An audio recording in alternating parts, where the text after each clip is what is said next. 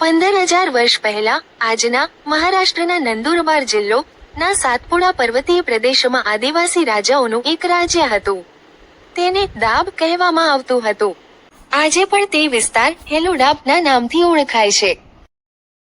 દાબ રાજ્યના વિસ્તારમાં આવેલા આદિવાસી સમુદાયોના વડાઓને એકસાથે લાવીને તેમણે આ વિસ્તારમાં એક મોટું રાજ્ય સ્થાપ્યું, જેનું નામ ડાબ મંડળ હતું. ડાબ મંડળ રાજ્યની રચના ડાબના ઉત્તરમાં નોયરા પાટી, પૂર્વમાં નિંબાડી પાટી, પશ્ચિમમાં અંબોડા પાટી અને દુબલા પાટી, દક્ષિણમાં દેહ પાટી અને માવચર પાટી જેવા વિભાગોથી થઈ હતી. આ દાબ મંડળમાં નહાલ, નિંબડી, અંબોડા, વસાવા, દુબલા, દેહવાવ્ય, માવચી જેવા આદિવાસી સમુદાયના લોકો વસાહત થયા હતા.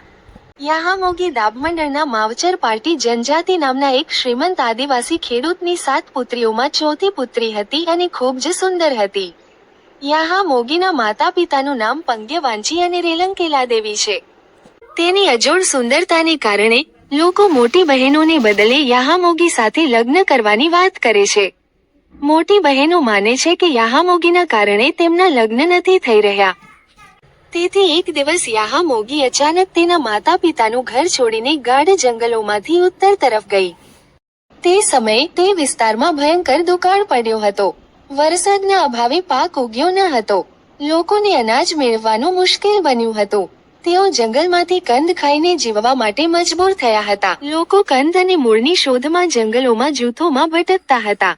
યાહામોગી આવા જ એક જૂથ સાથે એક જગ્યાએથી બીજી જગ્યાએ ભટકતા, વિવિધ મુશ્કેલીઓનો સામનો કરતા અને સાતપુરા પર્વતો પર પહોંચ્યા.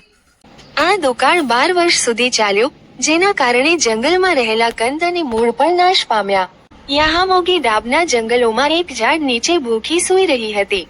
તે સમયે ડાબનો રાજા બહાગોરિયા અહીં શિકાર કરવા આવ્યો હતો અને તેને ઘરે લઈ આવ્યો. જંગલમાં મળી આવેલી અનાથ છોકરી રાજા બહાગોરિયા અને રાણી દેવગોંદરે તેને પોતાની દીકરીની જેમ ઉછેરી અને યાહામોગીનું નામ પોહલી પંડર રાખવામાં આવ્યું હતું. બહાગોરિયા અને દેવગોંદરને એક પુત્ર હતો, જે વીણાદેવ, વીણા ઠાકોર અથવા ગાંડા ઠાકોર તરીકે ઓળખાતા હતા. દાબ મંડળના પશ્ચિમ ભાગમાં આવેલા અંબુદાપતિના મુખ્ય રાજા તારામલ હતા. રાજ્ય ઘાનીખુંટ ગામમાંથી શાસન કરતું હતું. તેને ઘાનીખુંટ કા રાજ્ય પણ કહેવામાં આવતું હતું. રાજા તારહામલ અને રાણી ઉમરામનુને એક જ પુત્ર હતો, તેનું નામ રાજા પાંથા હતું. તે અત્યંત મજબૂત અને શસ્ત્રો ચલાવવાની કળામાં નિપુણ હતો. તેની માતા તંત્ર મંત્રમાં નિષ્ણાત હોવાનું કહેવાય છે.